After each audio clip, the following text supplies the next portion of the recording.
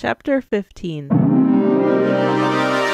Late in the afternoon, the Ionocraft bearing Paul Rivers and Joan Hiyashi swept down out of the cloudless sky and settled onto the street in front of Gus Swenisgard's seedy, run-down hotel. Paul pushed open the door and climbed out, then turned to Joan and said, "Stay out of sight. I don't want Gus to see you." "Okay," she said dreamily, lying down like a child on the seat. "I don't care for that musty old place anyhow. I think I'll stay out here in the sunshine." "Fine," Paul said as he started for the sagging front porch of the hotel with its familiar flight of broken steps. "Judging from the smoke up in the mountains, He reflected. the Neeg parts are fairly hard-pressed. If Percy is captured alive again, they'll just skin him and be done with it. Nervously, he fingered the laser pistol in his pocket. If Percy is brought this far alive, He realized. there will be no choice for me. I'll have to burn him out of existence. Sighing, he climbed the rickety steps and crossed the porch. I think He said to himself. I'll stick close to Gus. If Percy is captured, sooner or later, he'll turn up here now that Gus, it seems, is actually functioning top man in this bale." As he entered the lobby, Gus called out to him. "Hey, welcome back, sir. It's not every day someone comes back to this hotel for a second time." He chuckled, evidently in an unusually good mood. "It's so quiet here. Paul said carefully. So restful." "Not today it ain't. Chortled Gus with a coarse wink. Here." He handed Paul a cigar, not his usual cheap make, but an authentic hand-rolled Cuesta Rey. "Help me celebrate." Paul accepted the cigar, but did not light it. "Celebrate what?" "The death of Percy X. Announced the portly, flushed little balding man. And the surrender of the Neeg parts." In his excitement, he stammered over his words, trying to get them all out at once. "What all the Ganny occupation forces put together couldn't do, old Gus Swenisgard did without hardly raising a sweat." He noticed the unlit cigar and added, "Say, if you don't smoke, maybe you'll have a drink." "I'm in." Paul said. "I wonder He thought. if he really has succeeded in wiping out the Neeg parts, and Percy, and if so, where he has the body." Gus now handed him a glass of straight scotch, grinning broadly. Paul tasted it, then set it down. "I'll need He thought grimly. all my wits about me in coping with this wily old crook." "How do you know He said aloud. that Percy X is dead?" "Well, Admitted Gus candidly. I ain't actually seen the corpse, but the Autonomic Control Central radioed me an hour or more ago and told me all effective resistance had ceased up there. Percy ain't among the prisoners, so he must be dead." "Couldn't he have escaped?" Gus shook his head so vigorously that his jowls danced. Not on your life. They had him trapped in a cave, no way out. And I sent in robots to track him down if alive, and sort him out from the other bodies if dead. I expect I'll get the report any minute now. Meanwhile, I think I'll stroll over and tell that worm, Mekis, the good news. Wanna come along? "No thanks." Paul said. He did not care to get within range of a telepathic Ganny. "Suit yourself." Gus said, and stumped out. Aboard the most modern Ionocraft taxi in the Bale, Gus rode over to military headquarters. As the taxi descended, he could not help noticing that the usually busy complex of installations appeared oddly deserted. Nothing stirred. "Strange," he thought as he landed. At the first opportunity, he took a human wick to one side and asked, "Hey, what's going on here? Where is everybody?" "Don't you know?" The wick, a manual laborer, said, amazed at such ignorance. "The Gannies are pulling out." "What? Leaving the Bale?" Gus was dumbfounded. "Hell no. Leaving this planet." Before Gus could recover enough to ask further questions, the workman had departed to resume his work, that of crating up what appeared to be microfilm documents of an official nature. Despite his shock, Gus could not help noticing, with a calculating practical eye, that the Gannies were apparently leaving a good deal of valuable items behind. Not only vehicles in the housing installations, but even weapons, of advanced Ganny design. "I think He reflected. I'll ask my old friend Mekis if I can maybe take all this junk off his hands, so to speak. I know how a fella hates to have a lot of useless odds and ends littered around everywhere where he's trying to move." For the first time in weeks, Gus found himself admitted to Mekis's private chambers. The administrator, coiled peacefully, appeared to be reading a Terran book, but looked up with a cordial smile as Gus entered. I understand you're moving. Gus blurted out. Do you? But I'm not. Not at all. The administrator's tone held haughty aloofness. The subject obviously touched some deep, cold wellspring in him. But the workman told me. The entire Ganymedian occupation force, with the exception of me, is withdrawing. Since I have not merged with the Great Common for quite some time, I have no notion why. Nor do I really care. In any case, let me assure you that I, and my necessary entourage of personal creatures, are staying. Gus said. I don't understand. Don't all you Gannies act as a... I have scientific reasons for detaching myself. An experiment begun by the late, great Dr. Rudolph Balkany remains to be completed. Can I swear you to secrecy? What? Oh, yeah, sure. Gus nodded. With his jaws, Mechus lifted up a thick, typescript manuscript. He deposited it, with effort, before him on his desk. I obtained this from Balkany's New York publisher. It arrived today, arranged for by persons working in my behalf. This is the sole copy of Dr. Balkany's final statement, his oblivion therapy. Entirely mine now. I see in your mind that this does not mean anything to you, or even interest you. What you care about is power. You want this office, don't you? Gus said sheepishly, gesturing. Be my guest, Mr. Sweatisgard. I am vacating these buildings shortly, just on the off chance that some of my so-called fellow Ganymedians might come looking for me. With the faint hint of a sneer, he concluded. This place, Mr. Sweatisgard, is all yours. Here he comes. Paul Rivers said to Joan Hiyashi. She ducked down in the front seat of their ionicraft once more as Paul got swiftly out. In the slanting rays of the setting sun, Gus came shuffling along, obviously somewhat drunk. Paul walked toward him, thinking, I suppose he's starting to celebrate his victory already. A few people moved here and there, mostly dutiful Toms who made it a point to mind their own business. Nobody appeared to notice, or care, that the kingfish of the bale manifested himself in this condition. It had probably happened before. Hi, Gus. Paul said. Gus halted, swaying unsteadily and blinking at Paul without comprehension. Who are you? Gus demanded. We talked briefly several hours ago. Paul said. And for several days I stayed at your hotel. He made his tone firm, so that it would penetrate. I'm Dr. Paul Rivers. Oh, yeah. I remember now. Gus nodded. And I, Doctor, am the future emperor of the world. What Paul asked himself acutely. does he mean by that? Gus placed a beefy hand on Paul's shoulder and, waving his finger under Paul's nose, said, They're leaving. Who's leaving?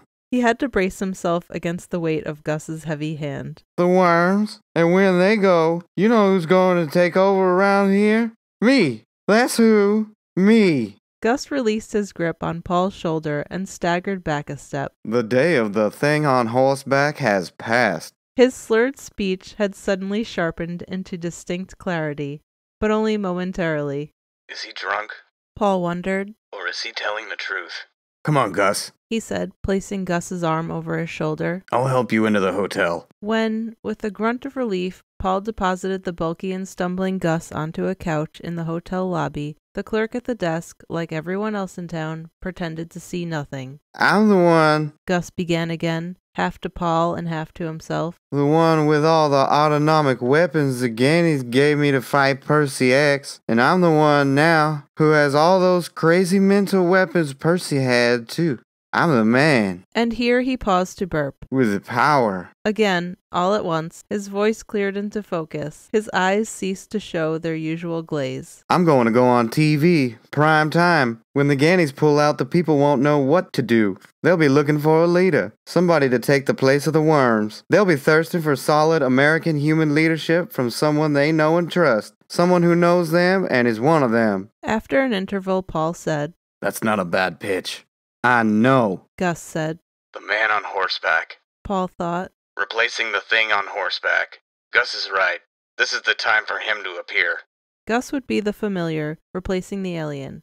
Humanity incarnate, with all its limitations and faults, but indubitably real. I can see it now. Gus said thickly, his eyes once more filmed over, his head wagging unsteadily. The TV show begins. I put in my appearance while the announcer reads a little something I scratched out ahead of time, informing them as to my victory over the Neeg parts, a victory even the Gannies couldn't achieve.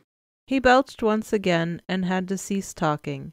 His face, red and large, seemed to swell to even greater proportions. Hey, you leaving, Doc? He blinked. It isn't every day Paul thought. that I get to talk to the future Emperor of Earth. But if I don't get out of here and do something, and fast, there may not be any Earth left to rule over. 10 minutes later, Paul Rivers, with Joan beside him, skimmed over starlit fields toward the mountains. He placed the ionocraft on full automatic pilot and got out Ed Newcomb's thought amplifier. Why are you doing that? Joan asked with mild curiosity. Paul said, I have a nagging fear that I can't get rid of, that Percy X is still alive. If he wants to use his hell weapon, Joan said. let him. What difference does it make, really? Can it be true Paul asked himself. that the possible extinction of most of the human race is a matter of complete indifference to her? Maybe that's what she wants. Final, complete oblivion for everyone. You need to save the world. She said remotely. She glanced then at him as if he were a retarded child. Ignoring the look, he could not answer it. He set to work with the amplifier, trying to tune in on Percy X. Hello, Paul. Came Percy's thought almost immediately. Percy, I want... He began, but Percy X cut him off. I know. You want me to hold off on the hell weapon. That's right. Percy X's thought came through heavy with weariness. I almost wish I could, but I can't. It's our last chance to defeat the worms. My little so-called army got wiped out, and they damn near finished off me. I simply have nothing left to fight with but the hell weapon. And I'm not going to give up, man. I'm not going to give up. But Paul transmitted. the worms are leaving. For how long? Demanded Percy X bitterly. They'll be back. And meanwhile, we'll know they're up there, ready to return and take over whenever they feel like it. You can't prevent that even if you use the hell weapon. It'll only get the Gannies here on Earth. The others who are still on Ganymede won't be harmed. And, like you say, they can launch a new attack against Earth any time they want to. A wave of glee rushed from Percy's mind to his own. That's not so. Before I turn on the machine, my good buddy Mechus is going to key his own mind into the group mind of the Ganymedian Great Common. Anything that happens to the mind of Mechus here on Earth will happen to the entire Ganymedian ruling class at the same time, and the ruling class does all the thinking on Ganymede. Without them, the creatures will be lucky if they can avoid slipping back to the level of the Stone Age. What can a body do when you cut off its head, Doctor? But the human race, Paul said. you'll destroy it too. Those Gannies are totally dependent on their creatures. They're weak. Men, who are more or less used to taking care of themselves, will eventually manage to pull out of it, but the Gannies won't. Percy paused, and Paul felt a wave of wistful accidental warmth flow from Percy to himself. I hope, Doc, that you're one of the strong ones. If so, I'll be seeing you. Yes, Paul said, you'll be seeing me. but nothing remained of Percy X's thought pattern except the meaningless blur of an expert scramble pattern. Marshal Coley drifted slowly through the control cabin of the flagship of the Ganymedian space fleet, the helmet on his head connecting him, through the ship's encephalic amplifier, to the great common of the homeworld and to all other members of the ruling elite, wherever they might be. An entire block of minds, the leaders of the Clock faction, spoke in Coley's mind as a single voice. Is the evacuation complete? With one exception. Coley answered. Mechus. Mechus? Mechus? The great common searched itself and found one missing mind. One and only one. Nobody wished to be left out of this vital operation. Even the sick, who were sometimes excused, were here, adding their touch of yellow suffering to the rainbow of blended spirit. What happened to him? The polyencephalic entity inquired. Went native. Coley informed them, or rather it. I, for one, will not miss him. Nor will we. Came the masked voice of the council. I will miss him, said Major Cardinal Zensi, dissenting. The electors at the bench bathed him in a wave of soothing condolence, to which he reacted, to their surprise, with resentment. Is the missile in readiness? came the masked thought of the clock faction leaders again. I am checking it over now. Marshal Coley answered. He drifted over the gleaming cylinder of destruction which now reposed before the airlock, ready to be moved forward into launching position. Look through my eyes, fellow Ganymedians, and see for yourself. Coley could feel a multitude of beings behind his eyes, watching everything he watched, feeling everything he felt. They would even taste what he tasted when his tongue touched the firing button that would launch the missile into space. The flagship shifted slightly in space, its motion sending the crew, including Coley, drifting slowly toward one side of it. Marshal Coley, well accustomed to such things, paid no attention. His mind was busy reviewing once again, with good measure of satisfaction, the chain of events which would follow his touching the firing button. The missile, once launched, would move quickly to a point near the Earth, but outside the Earth's atmosphere. There it would stabilize itself in an orbit that would keep it fixed directly between Earth and the Sun. Then, automatically, it would project an electromagnetic field in the auroral spectrum which would cause the rays of the sun to bend, to warp out of their normal path, so that not a single ray of sunlight would reach the Earth. The seas will freeze, Coley thought. right down to the bottom. And not only the seas, but the atmosphere. The very air that Terrans breathe.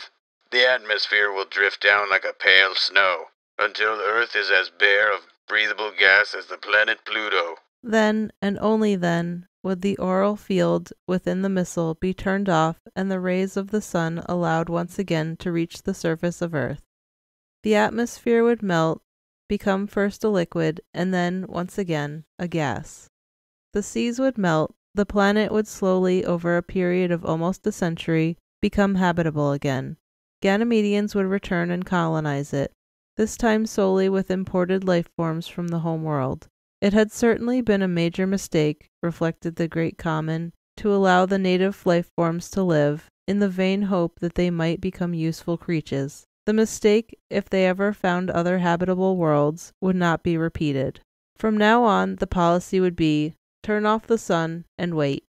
Coley had saved one item from Earth, a perfect souvenir of the human race that would now, with the extinction of that race, become very soon a rarity of incredible value. A complete collection of the early short comedies of the original Three Stooges, pre-World War III. He licked his chops in anticipation of the envy on his friends' faces when he projected these films, over and over again, in his private villa back home. What do I care? He thought smugly. If they become a little bored, I'll say to them, this is what mankind was like, and I'll have them. Yes, I'll have them. They won't be able to argue with the authentic films which the Terrans themselves made, and they'll be forced to say, whether they like it or not, Coley, when you exterminated the Earth creatures, you did the right thing.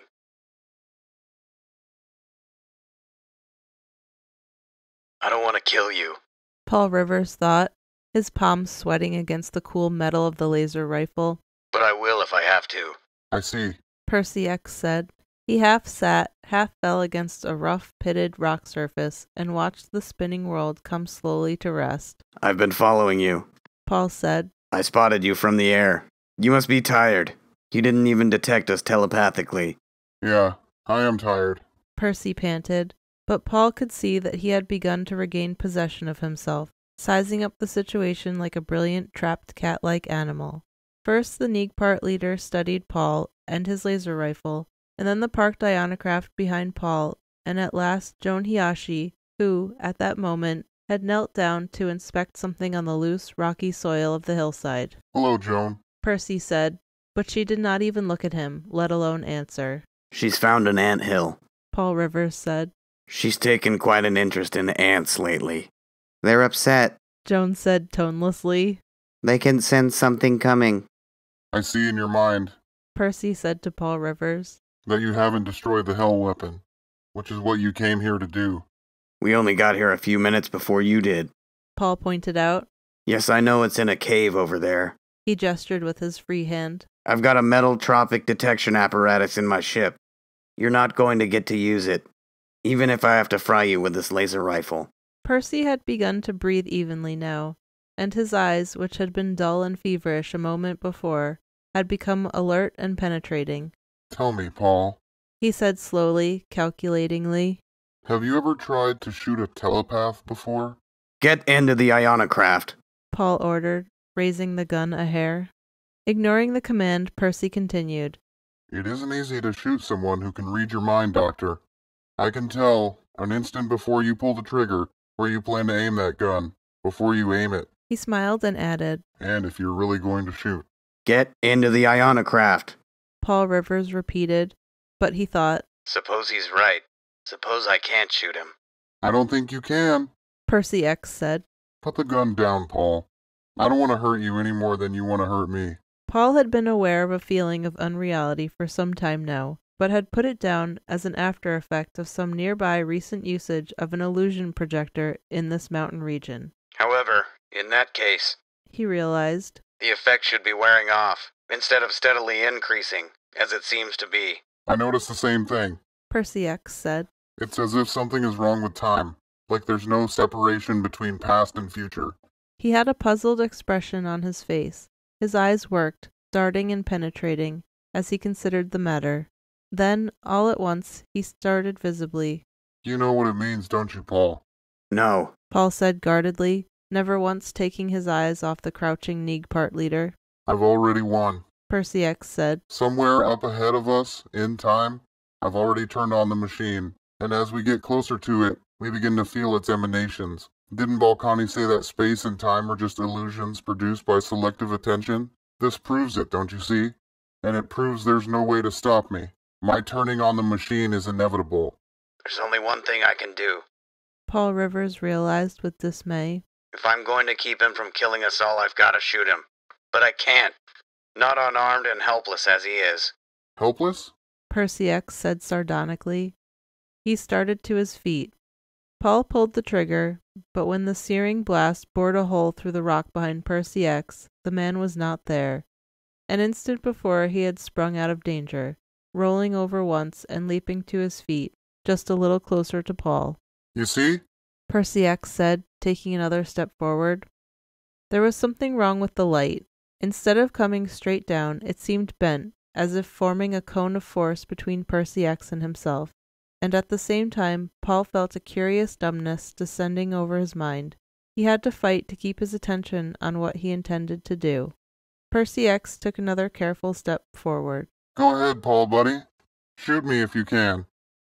Paul fired again. This time Percy jumped slightly to one side, graceful and lithe. Hey, Paul, buddy. Percy gasped. You know something? Mechas is tuned in on me now, watching you through my eyes, ready to link up with the Ganymedian group mind just before I turn on the machine. We're really going to zap them, man. We're really going to give it to them. He tells me that space looks funny where he is, too, and time seems to be getting mixed up. He says that he had an oracle who said this would happen, so it's going to happen. Paul, baby, and you better believe it. Percy X took another step forward. He stood now perhaps 9 feet away. One good leap, Paul realized. and he's got me. You are so right, man. Percy said, and tensed for the leap. Paul fired, just burning Percy's shirt, then fired again, missing him completely. He had no opportunity to fire a third time. Percy X felled him with a judo chop that sent him sprawling in the dust, virtually unconscious. The last thing Paul saw before he blacked out was Joan Hiyashi frowning at him and saying, Watch out, you almost fell on the anthill. They're so careless. Joan Hiyashi thought. She watched without saying anything further as Percy X snatched up Paul's laser rifle and threw it over a nearby slope. The big Neagpart leader was laughing now, with the gloating snarl of a victor, and he continued laughing, but more quietly, to himself, as he strode toward the entrance of the cave. Joan returned her attention to the ant colony on the ground before her, and frowned. Something had further upset the ants. They had begun to wander aimlessly instead of going about their business in their usual orderly fashion. She heard a moan and glanced questioningly up again. Paul Rivers had dragged himself to his feet, shaking his head vigorously in an effort to clear it. He peered into the cave, saw Percy X at the entrance, and, although still by no means recovered from the judo chop, started toward Percy X at a clumsy, weaving run. Percy X looked back, saw Paul coming and sprang through the entrance into the dark interior of the cavern. A moment later, Paul too had disappeared into the cave. Joan heard the sound of scuffling and then a strangled, half-human cry, followed by silence. Hearing nothing more after an interval, she bent down to examine the ants more closely. Suddenly a bird fell nearby, still fluttering, then another, and another. With a trace of amusement, Joan thought, "It's raining birds."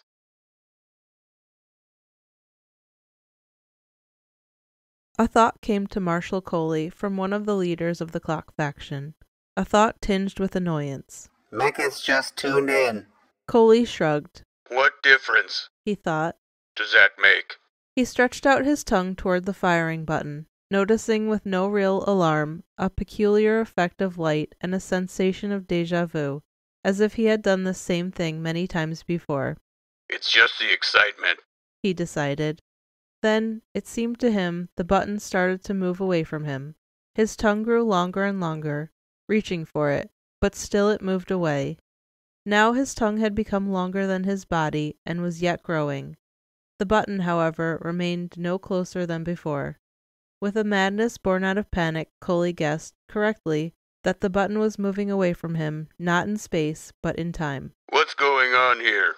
He demanded of the great common, and, as if to answer his question, he suddenly found himself in the mind of the turncoat Mechis. Mechis thought, All right, you great and glorious common. I, Rudolph Balkany, am killing you.